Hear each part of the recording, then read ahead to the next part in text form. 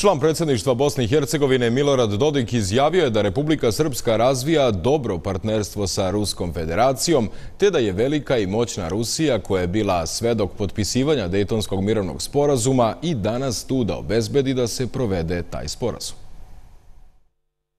Zahvalni smo Ruskoj federaciji na onome što vidimo kroz angažman ovdje u Bosni i Hercegovini putem ambasadora i naravno onoga što su spremni da učine u Savjetu bezbednosti, prihvatajući naravno i naš izvještaj koji je potpuno različit od onog što piše visoki predstavnik, i tu su se i svijet upoznao s tim. S druge strane, mi sarađujemo sa Ruskom federacijom. Mi smo mali partner za Rusku federaciju, veoma mali, ali svakako pažnja koju se pokazuje Republika Srpskoj nije mala i često imamo redovne sastanke sa ministrom Lavrovim, kao što je bilo prije neki dan, a u kontinuitetu se sastajemo i sa predsjednikom Ruske federacije.